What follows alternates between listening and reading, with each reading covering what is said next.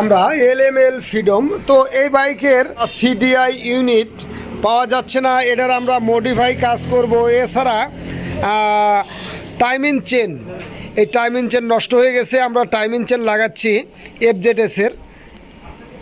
দেখি, তো আমরা FZS-এর টাইমিং চেন সেটিং করলাম। তো এখানে কিন্তু টাইমিং চেনের মাপ FZS-এর আর LML ফ্রিডমের এক। তো আমরা নতুন টাইমিং চেন সেটিং করেছি। এবার আমরা ইলেকট্রিক ওয়ারিংয়ের যাবতীয় বিষয়গুলো বোঝানোর চেষ্টা করব। যেহেতু আমরা মডিফাই সিডিআই সিস্টেম করছি, এর জন্য আমরা মডিফাই সিডিআই সেটিং করছি। তো পূর্বে এই সিডিআইটা ছিল, এই সিডিআই ইউনিট খারাপ হয়ে গেছে বা নষ্ট হয়ে গেছে।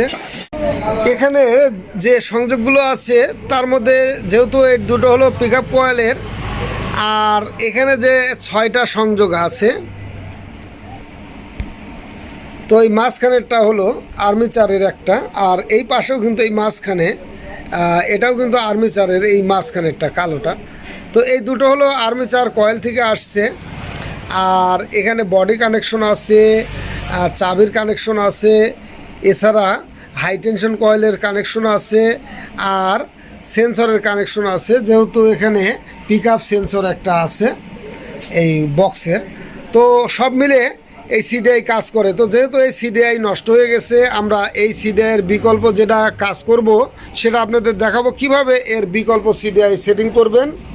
তো এটা হলো বিকল্প সিডিআই আমরা যেটা সেটিং করতে যাচ্ছি, এটা কিন্তু CG125 এই বাইকের সিডিআই। তো এখানে যে সংযোগগুলো থাকবে সেই সংযোগগুলো সম্বন্ধে আপনাদের জানাবো কিভাবে এই সংযোগ দিবেন। আর আর্মিচারের যে অবস্থান, আর্মিচার যেহেতু পুড়ে গেছিলো কয়েল, এর জন্য আমরা নতুন আর্মিচার সেটিং করছি। তবে কি আর্মিচার সেটিং করবেন সেটাও আপনাদের দেখাচ্ছি। তো এটা ছিল হলো পূর্বের আর্মিচার। এই আর্মিচার আমরা চেঞ্জ করে দিচ্ছি, যেহেতু এখানে কয়েল বেঁধেছে, অনেক কোর ভেঙেও গেছে। এর জন্য আমরা এটা পরিবর্তন করে আমরা যেটা লাগাচ্ছি সেটা দেখাবো। তো এটার কিন্তু এখান থেকে নেগেটিভ পজিটিভ দুটো সংযোগ কিন্তু এখান থেকে চলে যেত সিডিআই ইউনিটের মধ্যে। আর বাকি যে মোটা তারের আর্মেচার কয়েল, এখান থেকে কিন্তু একটা বডি সংযোগ আর দুটো, একটা হেডলাইট এবং আর একটা ব্যাটারি চার্জারের জন্য ব্যবহার হতো। তো আমরা এই আর্মেচার কয়েল লাগিয়েছি, এটা হলো ডায়াং 100-এর বা এই 6 কোর 2 ছিদ্র, মানে 2 নাটের কয়েল। এটাও কিন্তু অ্যাকুরেট সেটিং হয়। তো এর যে কানেকশনগুলো আছে আপনাদের দেখাবো কিভাবে আমরা কানেকশনগুলো করেছি। এখানে আর্মেচারের চিকন তারের যে মেন সংযোগ, অর্থাৎ সম্পূর্ণ কয়েলের মেন তার, এটা কিন্তু আমরা কালো তারের সঙ্গে যদিও দিয়েছি, উপর থেকে আমরা তার ঘুরিয়ে দিতে পারি। এখানে যে সংযোগটা আছে এখানে কিন্তু আমরা তার ঘুরিয়ে দেব যদি ওখানে আমরা লাইন নিয়ে যেতে সমস্যা হয়। তো এখানে আর একটা যেটা আছে লাল তারের কানেকশন, এটা এই সকেটের। তো এই দুটো হলো এই চিকন তারের কয়েলের জন্য আমরা ব্যবহার করেছি, যেভাবে এখানে ব্যবহার করা হয়েছে বা সেটিং করা হয়েছে। এখানে কিন্তু বডি বা আর্থিং কানেকশন আর একটা দেওয়া আছে।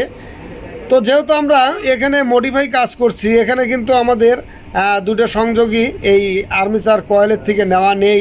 এটা একটা বডি সংযোগ, একটা মেন সংযোগ, এই দুটো আমরা এইভাবে দিয়েছি। এছাড়া এখানে যে দুটো সংযোগ আছে সেটা হলো, একটা হলো ব্যাটারি চার্জারের জন্য আর একটা হেডলাইটের জন্য। তো এখানে লাস্ট মাথা যেটা, সেটা হলো ব্যাটারি চার্জারের, আর একটা যেটা কয়েলের মাঝখান থেকে আসছে এটা কিন্তু হেডলাইটের জন্য। তো ঠিক আগের মতোই, শুধুমাত্র এখানে একটা সংযোগ একটু ডিস্টেন্স করা হয়েছে, যেহেতু এটার আর্মেচারের কয়েল আলাদা। আর সিডিআই যেহেতু আমরা মডিফাই সিডিআই লাগাচ্ছি, তো এভাবে কাজ করলে কিন্তু এটার কাজ হবে। এছাড়া আমাদের একটা জিনিস লক্ষ্য রাখতে হবে, এই পিক আপ কয়েলের থ্রোটল কতটুকু, এর কিন্তু একটা মাপ আছে। এই মাপটা কিন্তু আমাদের বুঝে নিতে হবে, এর সঙ্গে কোন সিডিআই সেটিং করা যাবে এদিকে কিন্তু লক্ষ্য করলেই হবে। বিভিন্ন পিক আপ কয়েলের থ্রোটলের মাপ বিভিন্ন রকম। এখানেও একটা দেখা যায় যে আর একটা ছোট্ট থ্রোটল থাকে, আর এটাও কিন্তু আরও বড় থাকে। সেগুলো কিন্তু সিডিআই এটার সঙ্গে লাগানো যাবে না, যেহেতু এটার থ্রোটলের মাপ আলাদা, সেগুলোর জন্য কিন্তু সিডিআইও আলাদা থাকে। তো আমরা এটার সঙ্গে যে সিডিআইটা ম্যাচিং হবে সেটাই আমরা সেটিং করব। আমরা পূর্বের আর্মেচারের সংযোগগুলো রেখেছি যাতে কাজ করতে সুবিধা হয়। এর পিক আপ কয়েলের, এটা হচ্ছে আর্মেচারের চিকন তারের সংযোগ। এখানে আছে একটা হলো ব্যাটারি চার্জার, আর একটা হলো লাইটের জন্য, হেডলাইট এবং অন্য অন্য লাইটের জন্য ব্যবহার হবে। এছাড়া বডি কানেকশন একটা আছে, বডি বা আর্থিং কানেকশন। তো এখানকার সংযোগ কিন্তু পূর্বের ন্যায় রেখেছি। এখন আমরা সিডিআইয়ের মধ্যে যেভাবে সংযোগ দিতে হবে সেদিকে চলে যাচ্ছি। তো এটার জন্য আমরা যেহেতু সিডিআইয়ের সকেট চেঞ্জ করতে হবে, আমরা হিরো স্প্লেন্ডারের ফুল ইলেকট্রিক ওয়ারিং আমরা কিনেছি। এখান থেকে শুধুমাত্র আমরা এই সকেটটা নেব, যেহেতু আমাদের সিডিআইয়ে এই সকেটই সেটিং হবে, যার জন্য আমরা এই সকেটটা এখান থেকে নিয়ে নেব। তো এটা কিন্তু সিডিআইয়ের যে সংযোগগুলো ছিল, এখানে 6টা সংযোগ আর পিক আপ কয়েলের জন্য 2টো সংযোগ। তো এখান থেকে আপনাদের বুঝিয়ে দেব যে আসলে কোনটা কিভাবে ব্যবহার হবে এবং সিডিআই ইউনিটে অ্যাকুরেটভাবে বিদ্যুৎ দিবে। তো এই 6টার থেকে আমরা এখানে কিন্তু বের করে নিয়েছি, শুধুমাত্র 2টো রাখিছি এখানে আলাদা কাজের জন্য। তো সিডিআইয়ে যেভাবে সংযোগ আমরা দেব, এখানে এই পাশেরটা হলো পিক আপ কয়েলের এবং এই পাশেরটা হলো হাই টেনশন কয়েলের সংযোগ হবে। এছাড়া এই পাশেরটা হবে বডি সংযোগ এবং এই পাশেরটা হবে পিক আপ কয়েলের আর একটা সংযোগ। তো এই পাশে পিক আপ কয়েল, এই পাশে পিক আপ কয়েল, এই পাশে বডি, এই পাশে হাই টেনশন কয়েল। এছাড়া এখানে যে 2টো সংযোগ হবে, এই পাশের একটা হবে হলো চিকন তারের আর্মেচারের কয়েলের সংযোগ, আর এই পাশে হবে ইঞ্জিন সুইচের সংযোগ। তো আমরা সেইভাবেই সেটিং করব এবং তারের কালারগুলো আপনাদের দেখাবো। যদি তারের কালার উল্টাপাল্টা থাকে তবুও কিন্তু এইভাবে যদি সেটিং করে দেন তাতেই কিন্তু এই সিডিআইয়ে কাজ করবে। তো আমরা হিরো স্প্লেন্ডারের এই সিডিআইয়ের জ্যাক, তো এখানে যেভাবে আমরা সংযোগ দিলাম ঠিক এইভাবে সেটিং হবে। তো এটা হলো সার্কিটের যে চিকন তারের কয়েল, এটা মেন সংযোগ। এখানে কিন্তু কালারটা আমরা ওই লাল তারের কালারে সংযুক্ত করে দিয়েছি। আমরা আর্মেচারের যে কয়েলে সেটিং করেছিলাম ওখান থেকে কিন্তু রদ বদল করে দেওয়া হয়েছে উপর থেকে। তো এটা কিন্তু চিকন তারের মেন সংযোগ। এছাড়া পাশে যেটা আছে এটা হলো ইঞ্জিন সুইচের অন অফ চাবির। আর এখানে যে 4টে সংযোগ হবে, এখানে আপনার এটা হলো পিক আপ কয়েলের সংযোগ। এখানে কিন্তু এই ঠোঁটটা দেখতে হবে যে কোন দিকে হবে। Pick up coil, high tension coil,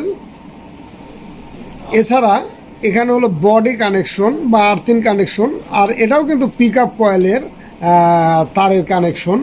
তো আমরা এখানে 4টে সংযোগই দিয়ে দিয়েছি। আর এখানে আমরা এখন এই সকেটটা দিলে ভোল্টেজ ইনপুট আউটপুট হয়ে যাবে। তো এভাবে কিন্তু আপনি CG125 বা হিরো স্প্লেন্ডারের সিডিআই এখানে সংযুক্ত করতে পারবেন। এখানে কিন্তু হিরো স্প্লেন্ডার যেটা হচ্ছে এসি ভোল্টেজে চলে, সেই সিডিআই সেটিং করতে পারবেন। তো এবার আমরা হাই টেনশন দিয়ে কেমন বিদ্যুৎ আসে সেটা দেখব। এখন কিন্তু বিদ্যুৎ চলে আসছে, তবে পিক আপ কয়েলের সংযোগ পরিবর্তন করতে হতে পারে। যদি কিক দিলে ব্যাকে স্টার্ট হতে যায়, অনেক সময় যদি পিক আপ কয়েলের লাইন উল্টোপাল্টা হয় তাহলে কিন্তু কিক দিলে ব্যাকে স্টার্ট হতে চাবে, স্টার্ট হবে না। আমরা আগে স্টার্ট দিয়ে দেখব।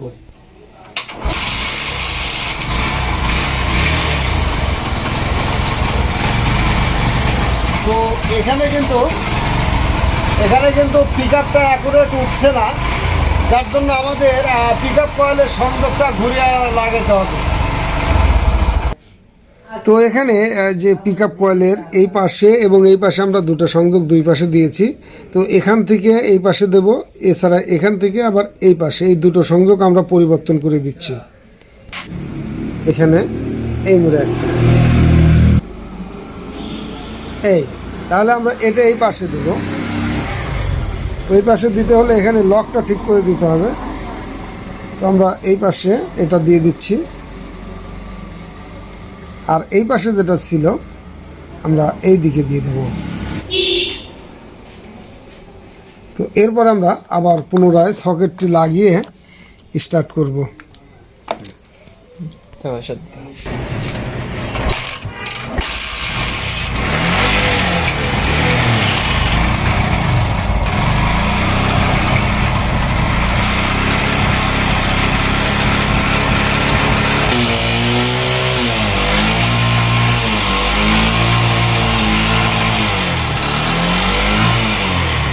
তো ঠিক এইভাবে যদি আমরা মডিফাই কাজ করি তাহলে কিন্তু আমরা ঠিকমতো কাজ করে দিতে পারবো।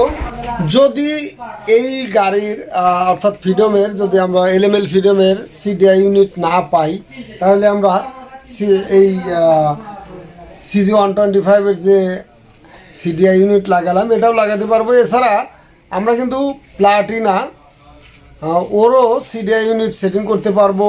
পাশাপাশি যদি আমরা ডিসি ভোল্টেজে কাজ করতে যাই তাহলে আমরা টার্বো বাইকের আমরা সিডিআই ইউনিটটিও সেট করতে পারবো ঠিক এইভাবেই। সেই ক্ষেত্রে ডিসি ভোল্টেজ দিতে হবে সিডিআই এর মাধ্যমে।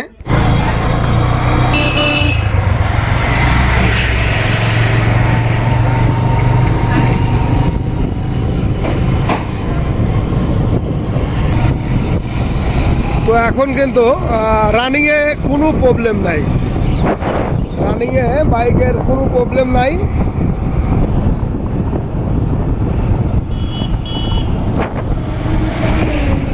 খুব ইজি এবং স্মুথ হয়েছে।